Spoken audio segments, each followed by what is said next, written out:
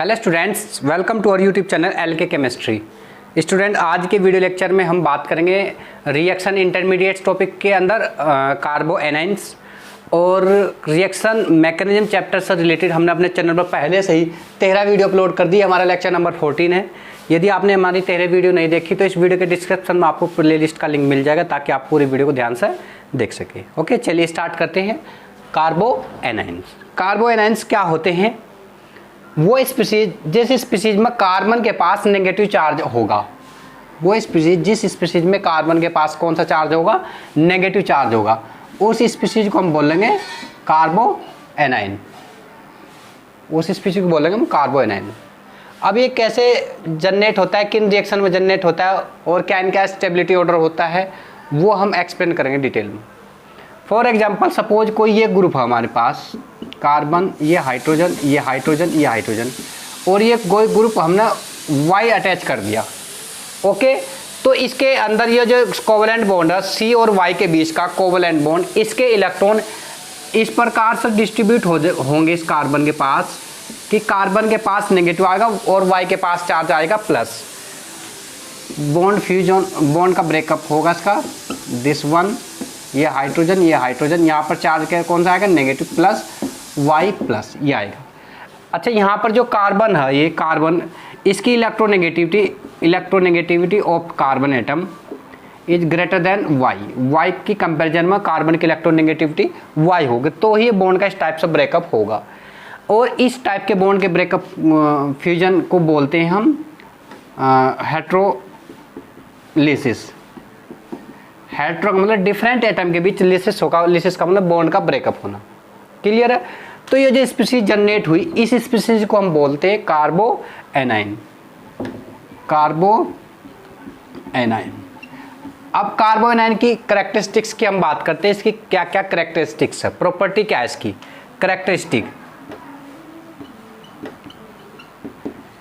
Characteristics first, carbon containing negative charge. सबसे पहली बात तो यही है। दूसरी बात हम बात करते हैं इसके पास हाइब्रिडाइजेशन, sp3 हाइब्रिडाइजेशन होता है। और देखने से तो sp3 हाइब्रिडाइजेशन की जो ज्योमेट्री होती है टेट्राहेड्रल होती है, लेकिन इसकी टेट्राहेड्रल ना होकर पैरामिडल हो जाती है, नीचे की साइड में झुक जाती है। ऐसे देखो, ये कार्बन है, ये लूप, दिस वन, दिस, ये एक्स्ट्रा इलेक्ट्रॉन होते हैं, तो ये नीचे की साइड में झुक जाती है। टेट्राहेड्रल मतलब क्या है? यहाँ पर रहते हैं ये टेट्राहेड्रल के केस में, लेकिन थोड़ा नीचे की साइड में ये झुक जाते हैं, जिस वजह से इसकी ज्योमेट्री हो जाती है पैरामिडल। क्लियर बात? और इलेक्ट्रॉन अगर हम इसके पास काउंट करेंगे, देखो 3 बॉन्ड है, तो 3 बॉन्ड का मतलब 6 इलेक्ट्रॉन तो ये, और 1 इलेक्ट्रॉन इसके पास, 2 इलेक्ट्रॉन इसके नेगेटिव चार्ज की वजह से, इसलिए इसके पास 8 इलेक्ट्रॉन स्पीसीज होगी। कितनी है? 8 इलेक्ट्रॉन स्पीसीज। और जो 8 इलेक्ट्रॉन स्पीसीज होती है उसको बोलते हैं हम इलेक्ट्रॉन रिच स्पीसीज। क्या बोलते हैं इसको? Electron rich species. और जो इलेक्ट्रॉन रिच स्पीसीज होती है वो होते हैं न्यूक्लियोफाइल्स। क्या होते हैं वो? न्यूक्लियोफाइल्स। यानी ये जो रिएक्शंस होगी उनमें एज ए न्यूक्लियोफाइल एक्ट करेगा। क्लियर है? न्यूक्लियोफाइल क्या होता है? ये न्यूक्लियस लविंग, न्यूक्लियस को लव करेगा, यानी इलेक्ट्रॉन हेटिंग स्पीसीज और न्यूक्लियस को लव करेगा, तो न्यूक्लियस लविंग स्पीसीज की तरह एक्ट करता है हमारा कार्बो एनाइन। अच्छा, और एक महत्वपूर्ण जानकारी और इससे रिलेटेड जो हमारे पूछी जाती है, इसकी जो मैग्नेटिक प्रॉपर्टी होती है वो डायामैग्नेटिक होता है। कैसा होता है? डायामैग्नेटिक प्रॉपर्टी एग्जिस्ट करता है कार्बो एनाइन हमारा। क्लियर? सॉरी। और एक और कौन कौन सी रिएक्शन है जिनमें carbanion as a intermediate generate होता है, वो हमें पता होना चाहिए। इनमें जैसे हमारा aldol Cannizzaro Perkin, aldol Cannizzaro and Perkin, इन रिएक्शन के अंदर carbanion as a intermediates generate होता है। क्लियर बात। तो ये कुछ करेक्टरिस्टिक्स है हमारे कार्बो एनायंस की। कार्बो एनायंस क्या होता है? Carbon containing negatively charge species. इस तरह से जनरेट होता है, बॉन्ड का हेटेरोलिसिस होता है तो कार्बो एनायन जनरेट होता है। और यहाँ पर कार्बन की जो इलेक्ट्रोनेगेटिविटी होती है वाई की कंपैरिजन में ग्रेटर देन होती है, तभी ये बॉन्ड इस साइड में इंटरेक्ट होता है बॉन्ड के इलेक्ट्रॉन्स। तो इसकी करेक्टरिस्टिक ये हमने लिखी, कार्बन कंटेनिंग नेगेटिव चार्ज और sp3 हाइब्रिडाइजेशन होता है, पैरामेटल ज्योमेट्री होती है और 8 इलेक्ट्रॉन स्पीशीज होती है। इलेक्ट्रॉन रिच स्पीशीज बोलते हैं जो 8 इलेक्ट्रॉन स्पीशीज होती है, इसलिए उसको हम कहते हैं न्यूक्लियोफाइल्स। डायमैग्नेटिक प्रॉपर्टी होती है और aldol, Cannizzaro and Perkin reaction में एज ए इंटरमीडिएट्स जनरेट होते हैं। क्लियर बात। अच्छा, अब हम बात करते हैं टाइप्स ऑफ द कार्बो एनायन। कौन कौन से टाइप्स होते हैं कार्बो एनायन के? टाइप्स।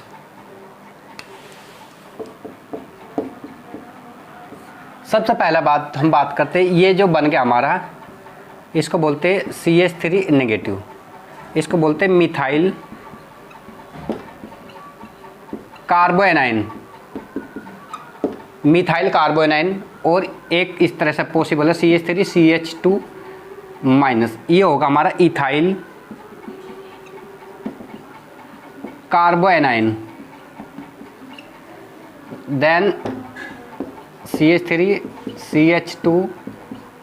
CH2 नेगेटिव, इसको बोल देंगे प्रोपाइल कार्बो एनायन। ये जो तीनों जो कार्बो एनायन बने इनकी नेचर है प्राइमरी, 1 डिग्री है के तीनों। क्लियर है। ये तीनों की नेचर क्या है? 1 डिग्री। अब हम बात करते हैं 2 डिग्री की। CH3 नेगेटिव, इसको बोल देंगे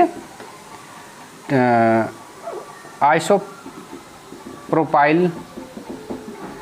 कार्बो एनायन। इसकी नेचर होगी secondary. Next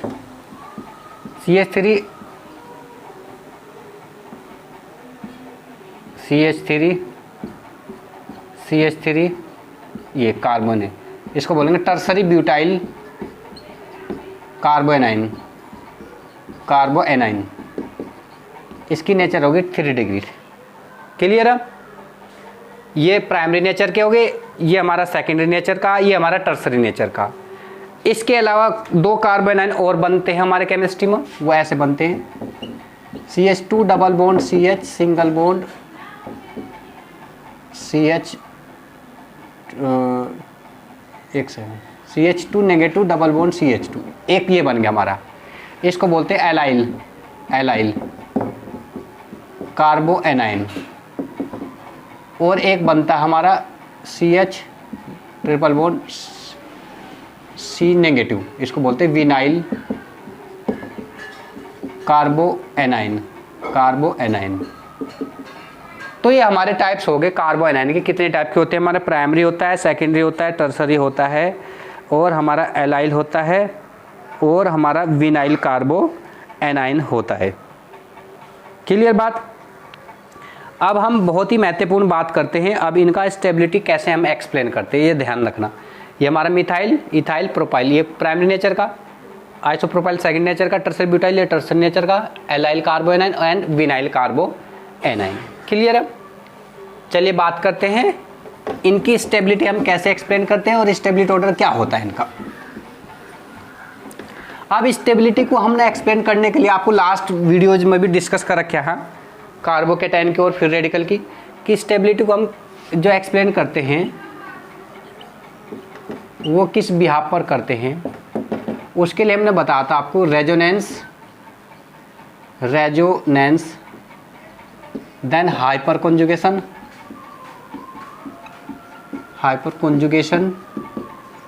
then inductive effect. इस बिहाफ पर हम एक्सप्लेन करते हैं। क्लियर है। रेजोनेंस को priority first, then hyperconjugation, then inductive effect. Clear. अब जैसे हम इनको 1 बाय 1 डिस्कस कर लेते हैं। सपोज जैसे ये हमारे पास tertiary butyl कार्बो anion CH3 minus, और एक ही है हमारे पास CH3 CH कार्बो एनायन, और एक ही है हमारे पास CH3 CH2 माइनस कार्बोनाइन, और एक ये है हमारे पास मिथाइल कार्बोनाइन। अब इसको हम इंडक्टिव इफेक्ट के हिसाब से देखते हैं। इसके पास 3 CH3 ग्रुप है, 3, तो ये 3 CH3 ग्रुप इलेक्ट्रॉन इसको डोनेट करेंगे तो प्लस आई इफेक्ट शो करेंगे, और प्लस आई इफेक्ट इसमें शो होगा 3 साइड से, 1 2 3, तो 3 प्लस आई इफेक्ट शो करेंगे। और तो 3 प्लस आई इफेक्ट इसको क्या करेंगे, डिस्टेबलाइज करेंगे, अनस्टेबलाइज करेंगे। क्लियर बात। तो प्लस ये क्या करेगा, इसको अनस्टेबलाइज करेगा, अनस्टेबलाइज। इसके कारण प्लस 3 आई इफेक्ट के कारण क्या होगा, अनस्टेबलाइज। यहाँ तो प्लस 3 और यहाँ पर 2 साइड से इसको क्या करा, अनस्टेबलाइज करा CH3 ग्रुप, क्योंकि ये ऑलरेडी नेगेटिव है। तो नेगेटिव के पास में और नेगेटिव चार्ज आने से क्या होगा, इसके पास और अनस्टेबिलिटी आएगी, जिसके कारण ये प्लस, ये 2 साइड से प्लस आई के कारण अनस्टेबलाइज कर रहा है, अनस्टेबलाइज। और ये एक साइड से, 1 साइड से प्लस आई के कारण अनस्टेबलाइज कर रहा है, और इसके पास प्लस आई इफेक्ट शो नहीं हो रहा, प्लस आई इफेक्ट शो नहीं हो रहा। इसका मतलब ये सबसे ज़्यादा स्टेबल होगा, ये मिथाइल कार्बोनाइन सबसे ज़्यादा स्टेबल होगा इसकी कंपैरिजन, क्योंकि ये तो एक साइड से हो रहा है और ये इससे कम स्टेबलाइज होगा, ये +2, तो स्टेबिलिटी ऑर्डर बनेगा इसका ये। क्लियर बात। Methyl carbanion more stable than ethyl carbanion than isopropyl carbanion than tertiary butyl carbanion. तो इनका स्टेबिलिटी ऑर्डर ये होगा। इसको हम ऐसे एक्सप्लेन करेंगे, primary then secondary then tertiary. और किस यहाँ पर एक्सप्लेन किया हमने ये स्टेबिलिटी ऑर्डर, ये इंडक्टिव इफेक्ट के हिसाब से हम एक्सप्लेन किया है। क्लियर बात। अच्छा, इंडक्टिव इफेक्ट के हिसाब से हम इसको प्रॉपर्ली एक्सप्लेन कर पा रहे हैं। इसमें रेजोनेंस पॉसिबल नहीं है, हाइपर कॉन्जुगेशन पॉसिबल नहीं, इसलिए केवल इंडक्टिव इफेक्ट के हिसाब से हम एक्सप्लेन कर पा रहे हैं इसको। और इंडक्टिव इफेक्ट के हिसाब से जो हमारा होगा प्राइमरी, और प्राइमरी से पहला ये हमारा CH3 नेगेटिव का, methyl carbanion than primary then secondary then tertiary, ये ऑर्डर होता है इनका। क्लियर बात। अच्छा, अब इसका इन एक्सप्लेनेशन के बाद हम कुछ क्वेश्चन लेते हैं जिसके ब्याह पर हम समझते हैं कि कौन मोर स्टेबल होगा और क्यों होगा। क्वेश्चन ले लिया हमने, CH minus single bone CH double bond CH2, और एक दे दिया CH3 CH3 माइनस, और एक दे दिया हमें CH3 माइनस। अब इनमें पूछ लिया कौन ज़्यादा स्टेबल होगा और क्यों होगा स्टेबल। क्लियर बात। अच्छा, अब देखो ये तो है सेकेंडरी नेचर का, ये है प्राइमरी नेचर का, हमें पता। इन दोनों के अंदर तो हमको पता है कि जो हमारा ये प्राइमरी ये होता है methyl, it is more stable then secondary. अब इन दोनों में रिलेटिवली कंपैरिजन करते हैं कि कौन मोर स्टेबल होगा। अब देखो जैसे ही ये डबल बोन यहाँ शिफ्ट होगा, ये माइनस चार्ज यहाँ आएगा, तो ये 2 रेजोनेटिंग स्ट्रक्चर शो करेगा, 2 रेजोनेटिंग स्ट्रक्चर शो करेगा। अब आपको पता है रेजोनेंस को प्रायोरिटी फर्स्ट मिलती है, इंडक्टिव इफेक्ट को प्रायोरिटी सेकंड। अब यहाँ पर ये इंडक्टिव इफेक्ट के हिसाब से इसको डिस्टेबलाइज कर रहा है। क्लियर है। तो ये तो इसको डिस्टेबलाइज कर रहा है, लेकिन रेजोनेंस के हिसाब से क्या है, स्टेबल होगा ये। तो अगर इसको हम नाम A दे रहे, इसको नाम B दे रहे, इसको C दे रहे, तो A क्या होगा, मोर स्टेबल, देन ये तो डिस्टेबलाइज कर रहा है, then 1 then C then B। तो ये इनका स्टेबिलिटी ऑर्डर होगा। क्लियर है। और इस प्रकार से हम इसको एक्सप्लेन करते हैं। आप इनको जरा ध्यान से नोट कर लेना। अब एक प्रॉब्लम और लेके चलते हैं हम। इनकी जितनी ज़्यादा प्रैक्टिस करोगे आप, तो उतना अच्छा कंसेप्ट मजबूत होगा। और प्रैक्टिस करने के लिए आप IIT की प्रॉब्लम ले सकते हैं। हम ये IIT की प्रॉब्लम ले रहे हैं और नीट की प्रॉब्लम भी कुछ डिस्कस करेंगे, ताकि आपका ये कंसेप्ट बहुत ही स्ट्रॉन्ग हो सके। अब जैसे ये दिया है क्वेश्चन, CH3 CH माइनस, ये हमारा होगा ethyl, then CH2 double bond CH negative, ये होगा हमारा विनाइल, और एलाइल सॉरी, और एक ये दिया हमको CH triple bond C negative, एक ये दिया हमको, ये विनाइल, ये इथाइन हो जाएगा हमारा। अब इनमें हम स्टेबिलिटी ऑर्डर चेक करते हैं किसका ज़्यादा होगा और क्यों होगा। क्लियर बात। अब इसको आप बहुत ध्यान से समझ लेना।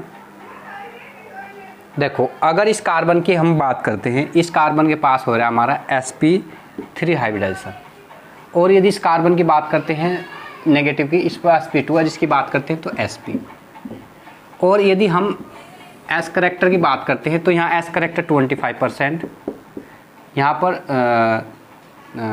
ये 33% और यहाँ पर 50%। क्लियर बात। तो एस करेक्टर इस साइड में हमारा बढ़ता जा रहा है, तो एस करेक्टर इस डायरेक्शन में बढ़ने से हमारा इलेक्ट्रोनेगेटिविटी करेक्टर भी इस साइड में बढ़ता जा रहा है। क्लियर है। तो इलेक्ट्रोनेगेटिविटी करेक्टर बढ़ने से क्या हो रहा है, हमारा इसका स्टेबिलिटी ऑर्डर भी उसी रेशो में बढ़ता जा रहा है। क्लियर है।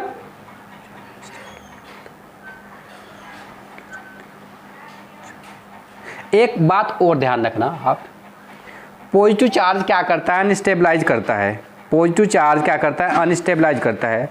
और मोर इलेक्ट्रोनेगेटिव के ऊपर यदि नेगेटिव चार्ज आ जाता है, या मोर इलेक्ट्रोनेगेटिव के पास यदि नेगेटिव चार्ज आ जाता है तो उसको क्या कर देता है, स्टेबलाइज कर देता है। तो हम यहाँ पर देख रहे हैं यहाँ नेगेटिव चार्ज ज़्यादा आ रहा है, मोर नेगेटिव, तो इतना ही ज़्यादा क्या होगा, स्टेबलाइज करेगा इसको। तो इसका जो स्टेबिलिटी ऑर्डर बनेगा हमारा, ये कम स्टेबल होगा, ये ज़्यादा स्टेबल हो जाएगा, ये उससे भी ज़्यादा स्टेबल होगा। तो स्टेबिलिटी ऑर्डर हमारा ये बन जाएगा हमारा। क्लियर है।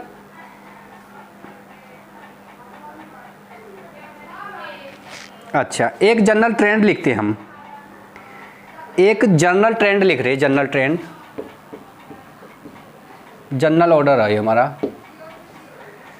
ये जो हमारा triphenyl C6H5 whole thrice C negative, it is more stable than C6H5 whole twice CH negative than हमारा बनेगा C6H5 CH2 माइनस। अब इसका जो कारण है, ये हमारा C6H5 तीन रेजोनेटिक स्ट्रक्चर शो करता है, और तीन त्यानो, और एक ये खुद में स्ट्रक्चर है वहाँ, तो ये हमारे शो करेगा 10RS स्ट्रक्चर शो करेगा। अब कैसे इसको समझ लेते हैं, जैसे सपोज ये रिंग है हमारी, ये कार्बन एक रिंग, ये हमारी एक रिंग, ये है हमारी, ये नेगेटिव। तो इस रिंग की वजह से 3, इस रिंग की वजह से 3, इस रिंग की वजह से 3, और एक ये स्वयं की स्ट्रक्चर है, तो 10 रेजोनेटिक स्ट्रक्चर शो करेगा। ये हमारा शो करेगा 3 दूनी 6, एक 7 रेजोनेटिक स्ट्रक्चर शो करेगा, ये 3 और ये 4 रेजोनेटिक स्ट्रक्चर शो करेगा। तो जितने ज़्यादा रेजोनेटिक स्ट्रक्चर वो कंपाउंड उतना ही ज़्यादा स्टेबल होगा हमारा। क्लियर है। अच्छा, अब एक ध्यान समझ लेना, एक ट्रेंड और समझना आपको यही साथ ही। अब जो ये हमारा एलाइल होता है, ये CH2 minus single bond CH double bond CH2, it is highly stable, ये बहुत स्टेबल होता है। It is highly stable then primary, then secondary, then tertiary. एक ट्रेंड ये रखना आपको ध्यान। इनके बाद क्या आएगा, C6H5 के बाद होगा हमारा ये allyl, then primary, then secondary, then tertiary. ये इनका ट्रेंड है। क्लियर है। अच्छा, अब इस ट्रेंड के हिसाब से हम कोई प्रॉब्लम डिस्कस कर सकते हैं ताकि हमारा ये कंसेप्ट मजबूत हो सके। क्वेश्चन लेते हैं नेक्स्ट।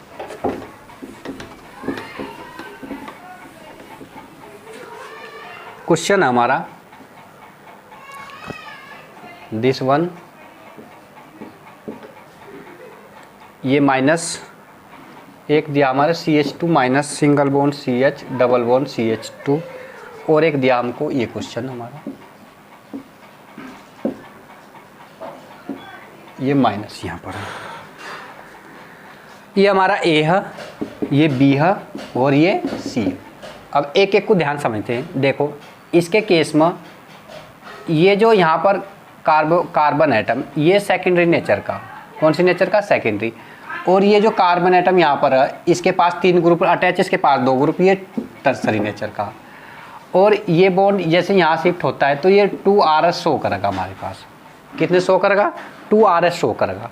अच्छा, अब आपको पता है रेजोनेंस को प्रायोरिटी फर्स्ट मिलती है, यानी बी क्या होगा? सबसे ज़्यादा स्टेबल होगा इनमें। क्लियर है?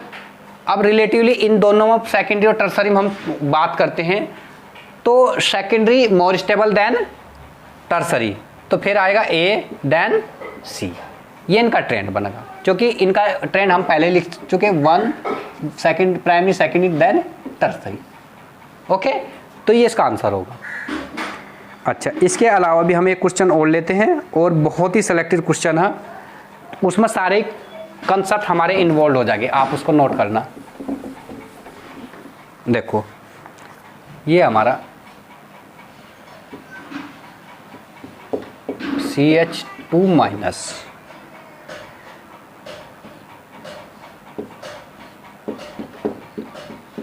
CH2 minus NO2 group attach कर दिया हमने, इस पर एक होल ले लिया हमने, CH2 माइनस, इस पर हमने ग्रुप अटैच कर दिया हमारा CHO ग्रुप, एक होल ले लिया हमने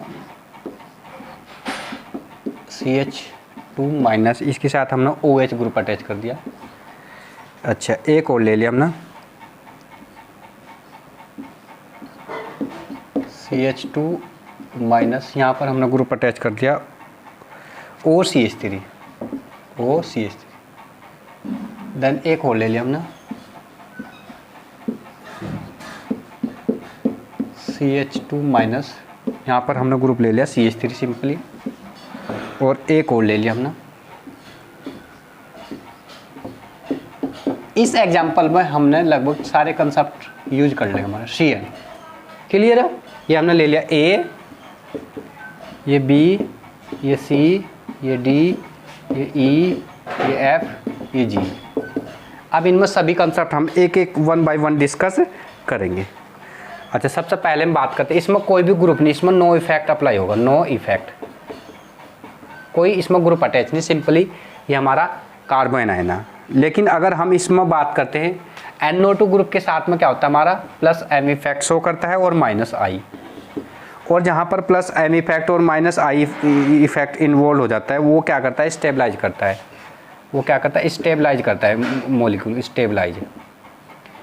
अच्छा, अब यदि हम बात करेंगे CHO की, तो CHO में भी माइनस M प्लस M और माइनस I इफेक्ट करेगा, ये भी क्या करेगा? स्टेबलाइज करेगा इसको, stabilize CHO group, minus I और प्लस M दोनों इफेक्ट शो करेगा CHO ग्रुप भी। अच्छा, और हम अगर इसकी बात करेंगे OH ग्रुप में, तो OH ग्रुप में केवल प्लस M इफेक्ट शो करेगा, और प्लस M इफेक्ट की वजह से क्या करेगा? अनस्टेबलाइज कर, अनस्टेबलाइज। ओके, और यदि हम बात करेंगे OCH3 में, तो OCH3 में भी प्लस M इफेक्ट शो करेगा, क्योंकि इसके पास लोन पेयर होते हैं, इसके पास भी लोन पेयर कर होते हैं, तो ये भी क्या करेगा? अनस्टेबलाइज करेगा, अनस्टेबलाइज। क्लियर? अच्छा, अब हम अगर इसकी बात करेंगे CH3 ग्रुप की, तो ये CH3 ग्रुप क्या करेगा? इसको हाइपर कॉन्जुगेशन और प्लस I इफेक्ट शो करेगा, hyper conjugation and plus I effect show करेगा, जिसकी वजह से क्या करेगा? ये अनस्टेबलाइज करेगा, अनस्टेबलाइज करेगा।